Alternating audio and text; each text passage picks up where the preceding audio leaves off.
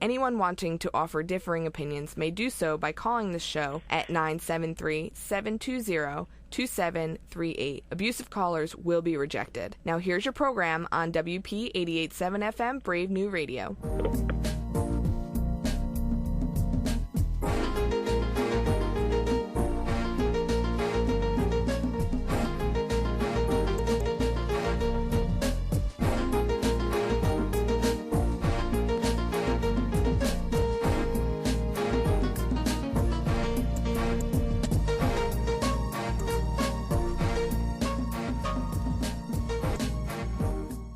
All right, officially good morning to you here on WP 88.7 FM and Brave New Radio. I tell you, we had a time going this morning because I tell you what, this is. I'll give you just a brief history because every now and again things will, try to throw a curveball at you. So I get here and I'm the first show of the morning on Saturday mornings, and I always have to be escorted in by the police. So when I call the police for them to let me in, he tells me, he said the last DJ was there. And, she left early because she said she couldn't do her show because they were upgrading the equipment. And I said, well, no one has made me aware of that. So, you know what, let me in anyhow, and I'll figure it out when I get in. Sure enough, I get in. There's a big sign saying you can't use Studio A because we're upgrading the equipment. And I go over there, it says use Studio B. Okay, great. Now I get in Studio B, and now I have to come in here and reconfigure everything to do the show. That's why if those of you if you were tuned at the minute at least until I can get a computer in front of me or something. And then the other thing that puts me in the blind is being able to introduce my guest officially with their bio that is normally on the computer online. So with that being said, I am going to let my guest actually introduce himself. And this I do know. He is a retired federal agent. And I do know he's retired from U.S. Department of Homeland Security. And the book we're going to be talking about is Tainted Ice, and it's based on his experiences in Homeland Security. So I'm going to tell you that much, and then I'm going to let him tell you the rest. So, ladies and gentlemen, welcome to the Reading Circle microphone, Derrick Taylor, and he's calling all the way out of the West Coast. So while it's 6:10 our time, it's 3:10 his time. So, Derrick, welcome. Welcome. Thank you, Mark. I want to say thank you to you for giving me this opportunity to speak with you. And I want to say hi to your listeners. And it is rather early here in Los Angeles. But to give you a little background about my bio, I've married for 31 years. I have a daughter, 23 years old, named Melissa. My wife's name is Bridget. And I've been in law enforcement for 25 years. I just recently retired 3 years ago, actually 2 years ago. And so I wrote this book, Tainted Ice. It talks about my experiences as a federal agent. I started out at the Federal Bureau of Prisons, which is in Terminal Island in Long Beach, California. And then I got promoted to a special agent with the Department of Immigration Nationalization Service at that time. And then in 2005 or 2003 or whatever, George Bush was in charge, and they actually changed Ward of Excellence with the Department of Homeland Security for that. So this is where I'm at in my career. So I had all these stories, and I decided to write this book, Tainted Ice.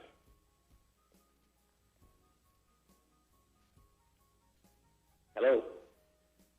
Hello. I am here, and that is fascinating. I want to talk a little bit about that as we go through. And again, the book is Tainted Ice. Now, this is what I generally do. I usually ask, my first question is kind of like where did the whole writing thing begin? Because you were in law enforcement. Was the writing, is that something you always kind of had in you, or is it something you always did as a hobby? Is it something you did as a child in high school, college? I mean, how did the whole writing thing come about? Where did that come from? Well, Mark, that's a very interesting question because I wasn't a writer as a kid or anything like that. I started out, I was a great storyteller, though. I was very creative, and I could tell stories, I could speak. And so that's where my creativity came in.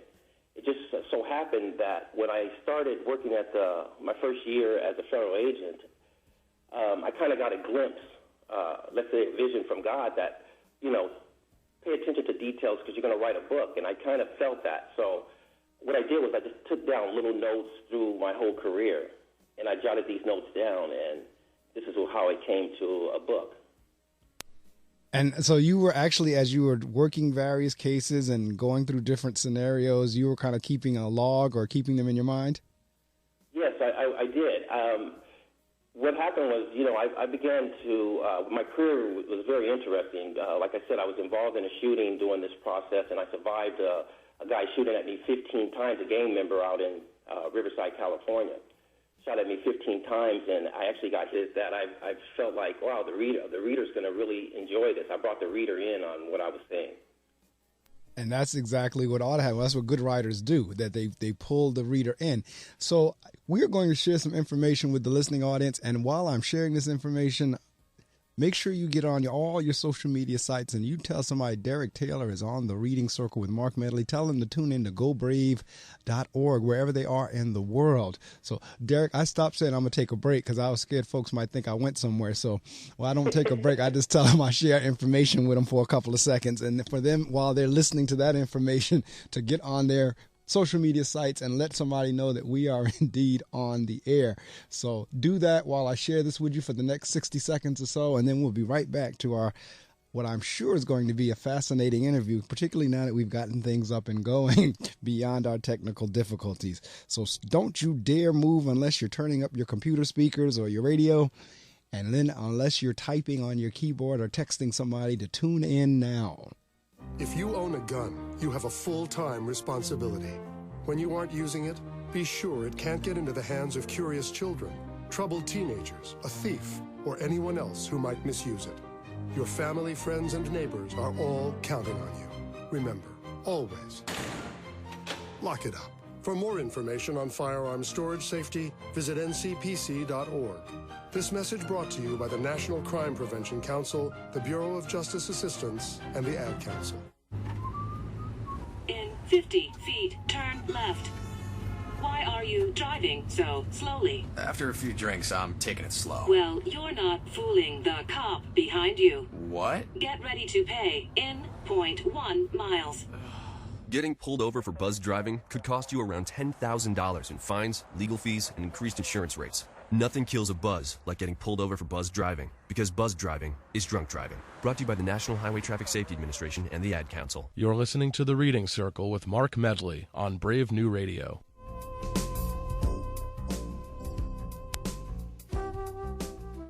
Yes, indeed you are. You're listening to The Reading Circle with Marc Medley, and my guest this morning is retired Agent Derrick Taylor, and he's actually, whenever his last assignment was with the Division of Homeland Security, and we're going to work our way all the way up to that because, Derrick, Homeland Security just kind of came about after 9/11. Am I correct?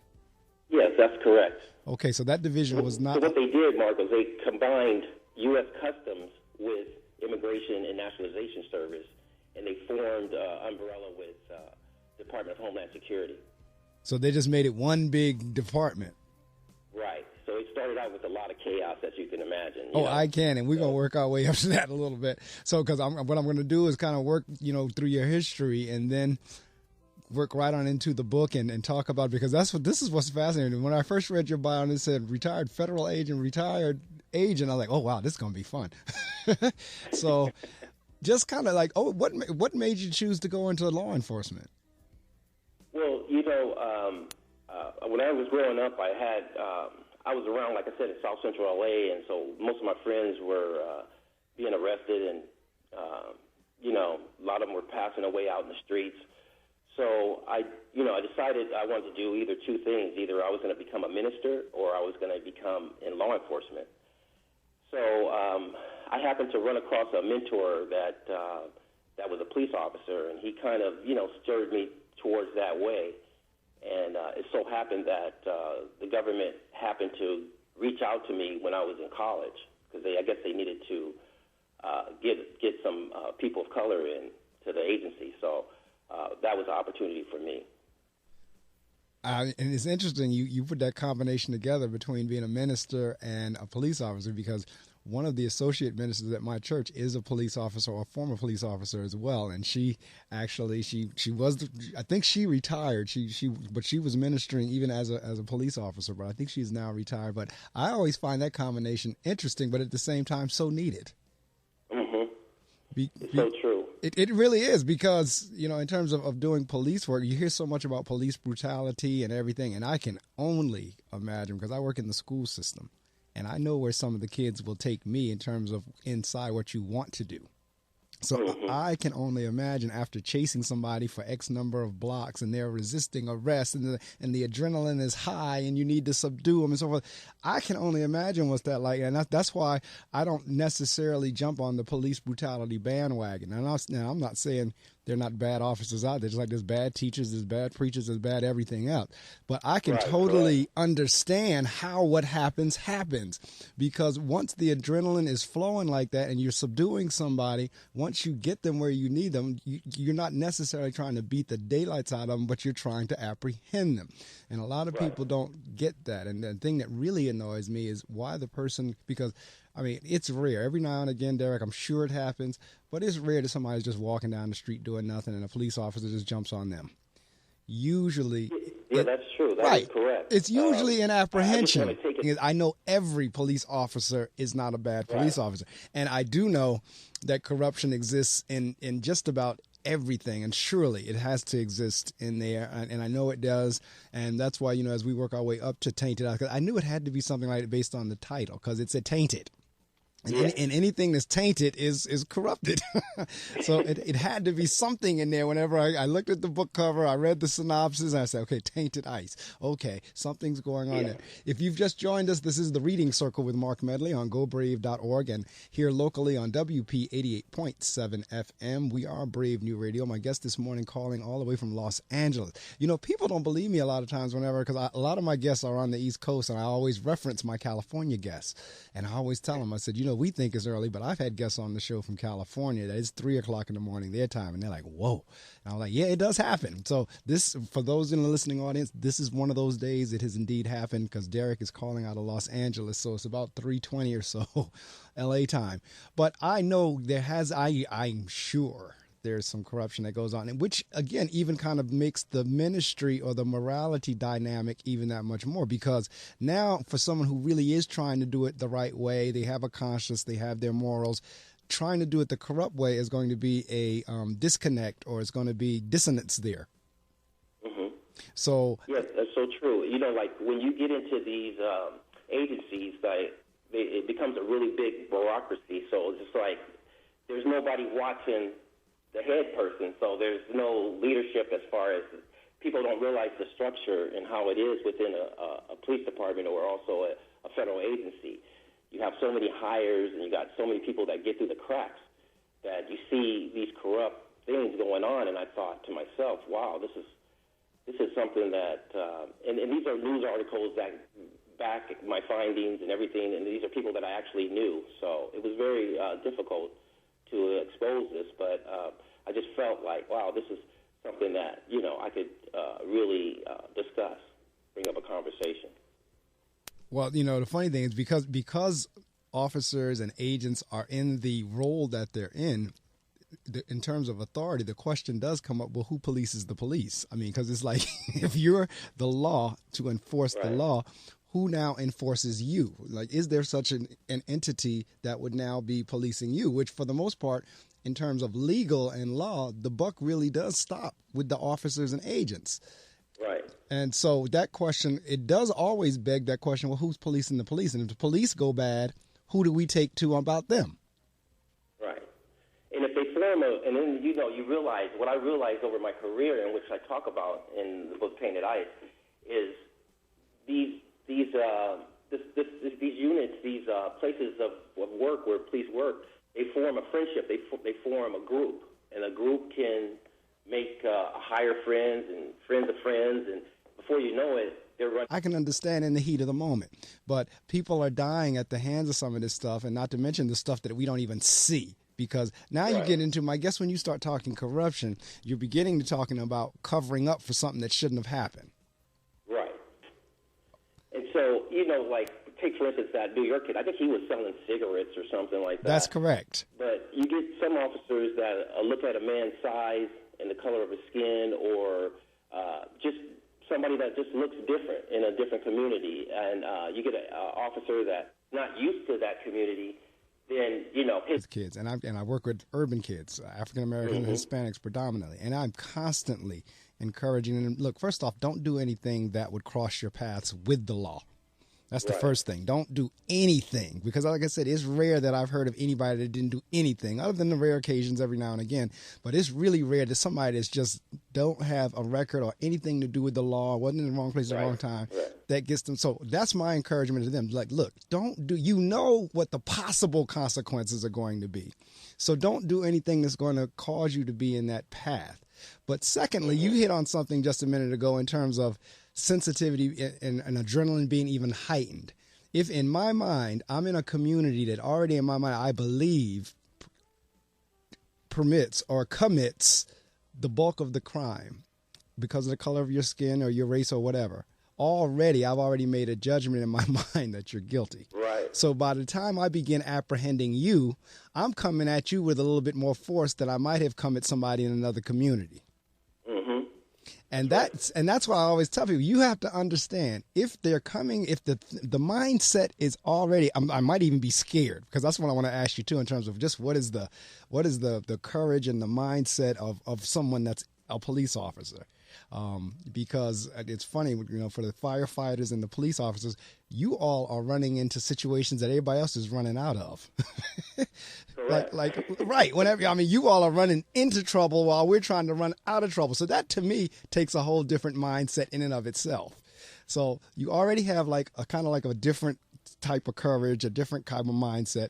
And then now, let's say, for example, even with that, there's some fear in you, because the truth of the matter is my life or your life. So when I come in, I'm already thinking, you know what, if anything, I'm going to get him before he gets me. Right. And if what's influenced that decision is, well, if he's dark, the likelihood of him trying to get me is even greater, then guess what? I am going to shoot quick. Yeah.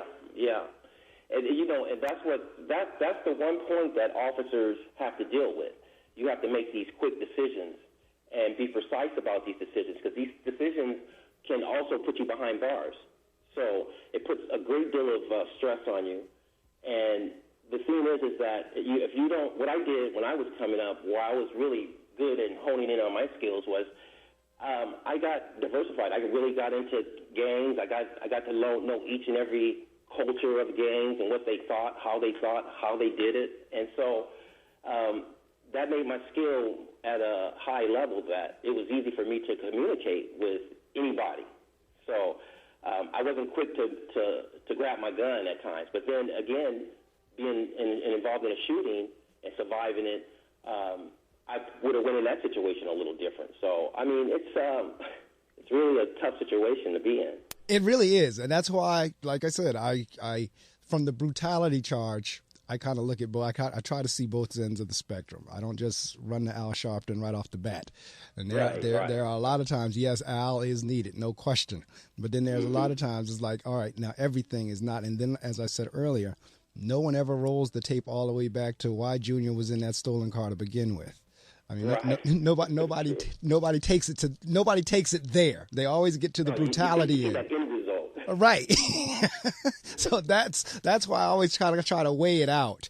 And, you know, and then whenever you factor in, there's just some crooked people out there, period, that they get their jollies off of beating on, particularly if it happens to be somebody that's racist or whatever. If you've just joined us, I'm talking about immigration, especially since that's such a hot button in the Obama administration. So I want to talk a little bit about what is that? When we start talking immigration, what is that? And so I'm going to share this information. Folks, you know the drill. Let somebody know that Derrick is on the air with me. We are talking to a federal agent. And that's why I knew for me when I scheduled this, I was going to have some fun with this, because this is somebody at a high level. This is somebody working not just for the local municipality. This is somebody working for the United States of America. And so those are the type of things and exposure I like to bring on the show. So that's why immediately when we connected, I said, oh, yes, we'll get your schedule. So I'm going to share this information with you. Folks, you know what to do. And we'll be right back with Derrick Taylor. Take a look under your bed. Find stuff under there? What about jobs? No? Now try your basement. There's a pair of overalls that overall you're not so into anymore. A perfectly good laptop that hasn't seen your lap in months. And even more stuff. But still no jobs? Well, you really have both. See, stuff is defined as household articles considered as a group. Sometimes this stuff is no longer needed. Wait, no longer needed? That can't be right. Because remember those jobs you were looking for? Those are really needed. And they're the stuff inside your stuff. Even inside that winter coat that moved with you to Phoenix. Our job is to unlock those jobs. And it starts when you donate your stuff to your local Goodwill. Here's how we do it. When you donate to Goodwill, we sell your stuff to provide job training for people right here in your community. So just by teaming up with Goodwill, you help create jobs. And isn't that worth parting with the leftover keytar from your 80s cover band? Goodwill. Donate stuff, create jobs. Find your nearest donation center at goodwill.org. A message from Goodwill and the Ad Council. The Reading Circle on WP 88.7 FM. Yes, indeed. You're listening to The Reading Circle with your host, Marc Medley. We're with you live each Saturday morning from 6 o'clock a.m. to 7 o'clock a.m. And then if I'm not doing a double header, we kick off the gospel music from 7 to 9. We bring you the good news in song. But the last couple of weeks and a couple more weeks to go, we actually have... you got immigration, you have special agents, you have special agents, and you have deportation officers. The special agents, they do fraud, wiretapping. People from different countries come here and commit these criminal acts. They work on that. Deportation is responsible for people that are ordered deported, and they don't get deported. They flee. President Obama, as well as, trying to get some things immigration-wise passed through the House and with Congress and the Senate and so forth and so on. So, yeah, I've always found it, Mark, to be a revolving door with that. I was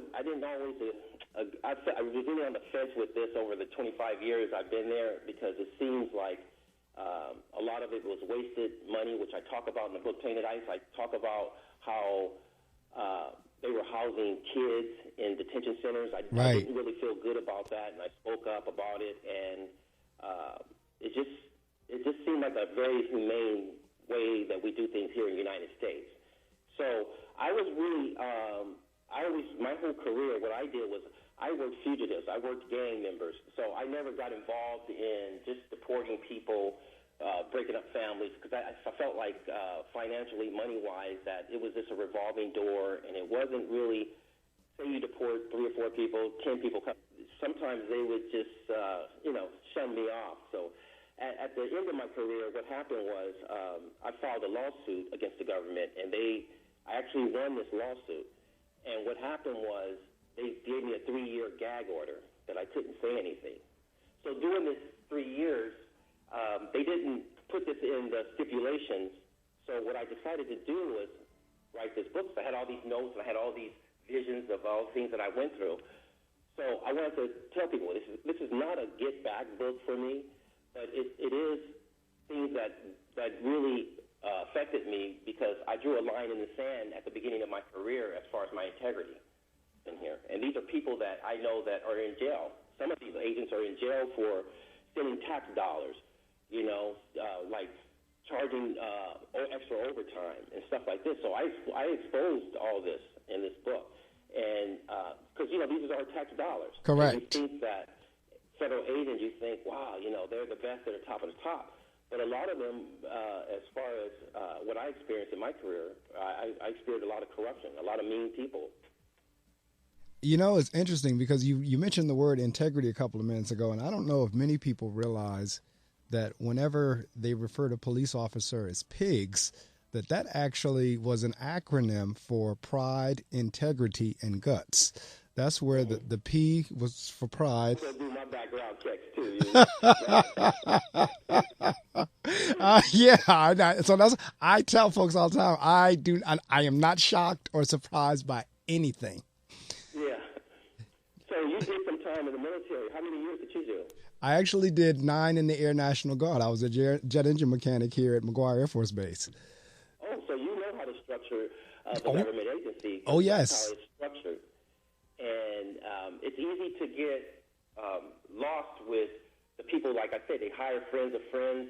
They don't do background checks. So a lot of these guys I talk about in my book, like one guy came on board and he was a former gang member. And he actually robbed a bank with a government vehicle. Wow. Wow. So, I'm talking about these stories like that people need to know. And these are news articles that you can go to at the back of the book that's going to be able to inform everybody. Or you can go online and you can just, all the links are attached and everything. So it's incredible because, see, the government hides these articles in the paper. Of course. Sometimes they don't even get listed in the paper. That's right. Or either it's way in the back and it's tiny. If it gets there, you're right. Very tiny. And so I laugh because I read a lot of like the various presidential administrations, and because I love behind the scenes, because I know what we see on television, I know what we read in the paper, but whenever you start getting into the memoirs and reading books such as yours, that's when you get into the behind the scenes, and the behind the scenes for me fascinates me more than what I see. Yeah, because I know the smiling faces. It's very intriguing. It's very compelling story. It really is. Great reviews behind it, and it's only going to get larger because all the things that are going on with immigration now, with the abuses and detention centers, and so all that is being exposed. It's all in here, and I wrote this book in January of this year, so it came out, and everybody's reading it that they're actually saying, "Wow, this really happened." What he's saying. So well, there's that thing that like how is it says fiction follows facts or faction or whatever they call it, because I think it's a combination of fiction and fact. They call it faction. But a lot of the movie concepts and the TV show concepts, people think it's far-fetched, not realizing that it's based on true events. Right. So a lot of the things that, we watch on television, and I know like for me, I'm in education, and one of my favorite shows was a show that's no longer on the air. It's called Boston Public. And in Boston Public, they had some of the wildest scenarios that could happen in a school. And whenever I would tell people Boston Public was my favorite show, they say, "Oh, that stuff couldn't happen. That's drama. That's exaggerated." And I said, no, I work in a school every day, and every last one of those scenarios can and does happen. And I'm saying all that to say the same thing is in law enforcement. Anytime you see these law enforcement movies and when you see the corruption, because a lot of times they hint at it. They may not get in real detail, but they'll hint at it. And sometimes it's blatant. But you can rest and be assured that these things are happening. And having the military experience and background, that's why I say nothing shocks me. And then when I couple that with my reading, I'm not shocked by anything that comes across the air. Matter of fact, I know, just like you do, that what we get on the news are just sound bites. That the government is very good at allowing us to hear what they want us to hear. Oh, yeah, and that's the way they trained us as agents. You could really decipher something and change it into something that doesn't even look like you actually seeing. And that's what the government's good at. But what really intrigued me was that they tried to cover me up and say, "Hey, we're going to give you X amount of money on this. We'll give you this money, and this goes away." And they didn't. And that way, I wouldn't have to expose the story. So they shut me up for 3 years, and I couldn't expose it. But they didn't put in the clause that I couldn't write a book. So that's where me and my attorney said, "Okay, yeah, you're fine with this." All right. If you just joined us, I'm speaking with Derrick Taylor, and his book is Tainted Ice. How did you come up with the cover? Because I see ice cubes there, and I see blood in it. I mean, kind of. I know where you came from, but I want to hear it for yourself. Kind of, how did you land on that cover? Okay. Yeah, I just, the tainted is what came to mind because it's dirty, it's tainted. And as far as the cover, I had my wife is very, she's a decorator. She's into design. And so her and my computer design guy, they really put this together. I had the concept of the eye in between with the little red beam on it and the red T, because tainted is what the name that I came up with, and the ICE is for Immigration Customs Enforcement. So, okay. So it's an acronym. That's what the ICE is.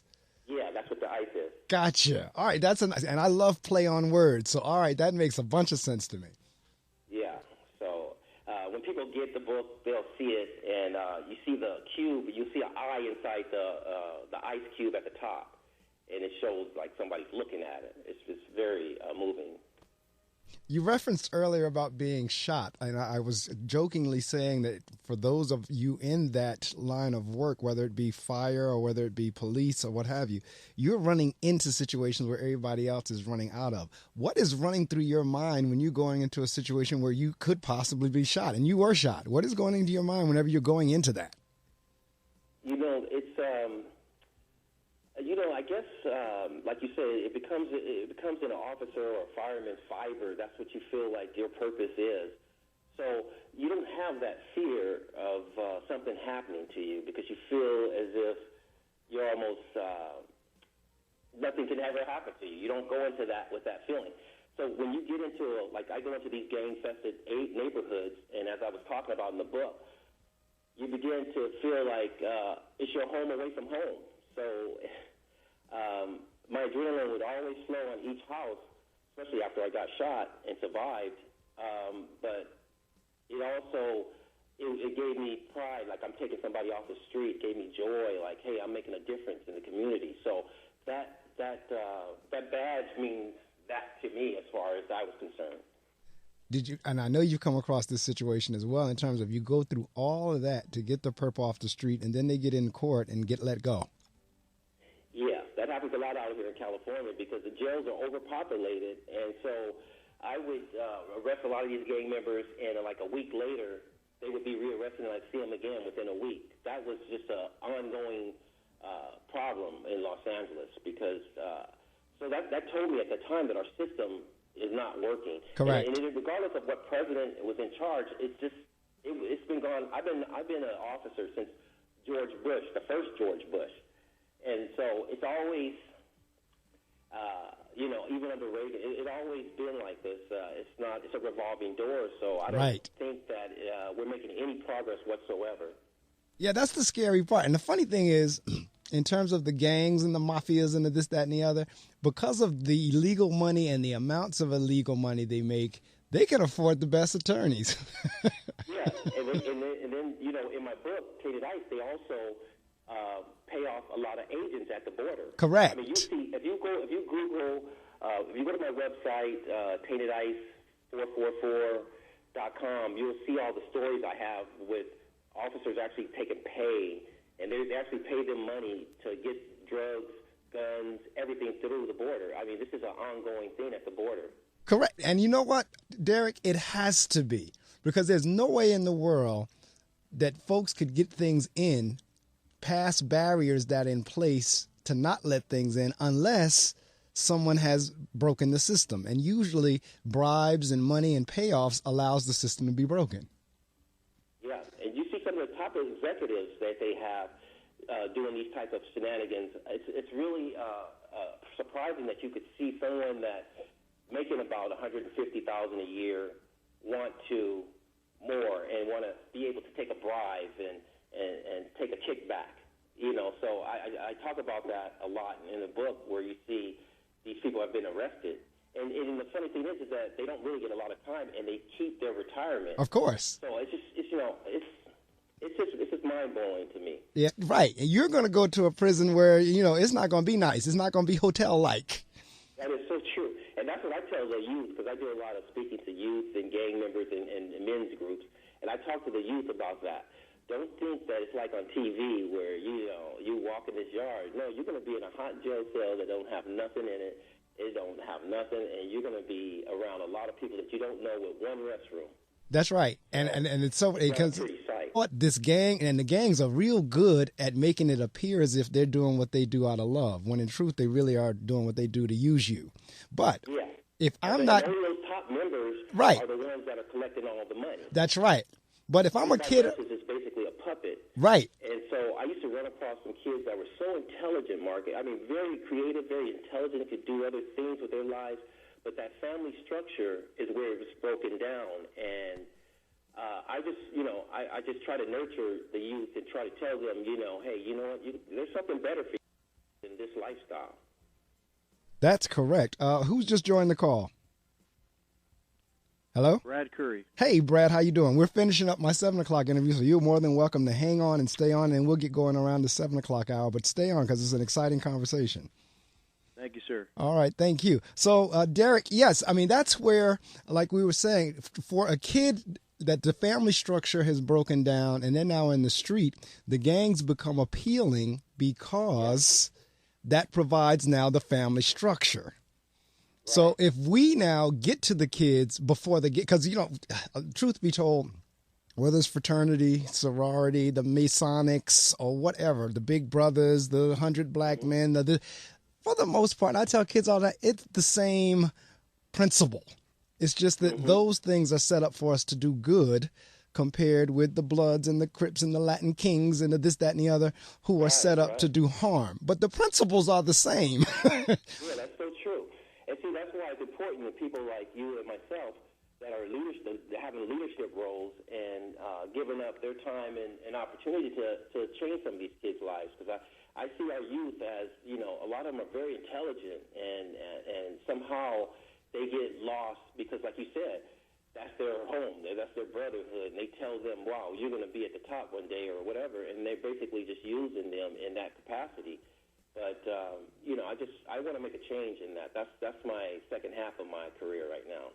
And you heard a call just joined in. That's Brad Curry. He's going to be my guest in the 7 o'clock hour, and he's an educator as well. And Brad, this is Derrick Taylor. He's a retired federal agent. And so he's... How you doing, Brad? How's it going, Derrick? Good morning. Great. So, the conversations will dovetail nicely because, again, Brad and a couple of others... Drifting off, playing, just going into different areas, hanging on corners. And that's how it is out here in California. The majority of what I see after schools is like these. And I asked a kid about a month ago, and he told me about a week ago or so, and he said that, they cancel a lot of programs, due to funding. So I don't know, is that happening on you guys? Yeah, we experience the same thing here to a degree. I mean, it's like, because again, going back to depending on how you're funded or whether you're in an urban area, whether you're Title I, where you if you're depending on government dollars. As far as I know. So, obviously we can always do a better job and extend those learning opportunities and extracurricular activities for kids. I think, but for the most part, it's pretty prevalent. Yeah, because my school, I'm in the urban area, and my school, we just came off a 3-year grant, which is called the School Improvement Grant, where we actually received an additional $2 million each year for 3 years. So over the last 3 years, we had an additional $6 million. So some of it, like I said, it depends on the area, depends on, how you're funded, but there are a lot of cuts. But like Brad just said, there are also a lot of programs that are still existing also. Yeah, the only way it's happening is with your support of your parent-teacher organizations, your education foundations, and grant money. There's no way it's happening within the actual school budget. The local school budget, that's absolutely right. Because right now, we had to come up with a sustainability plan knowing that we weren't to get a $2 million kick this year. And the local budget is nowhere even on that radar screen of a $2 million. The local budget is nowhere on that radar screen. So now we have to figure out, okay, how do we keep things going within the local budget of things we've been doing out of that grant money? And so that's always a challenge as well.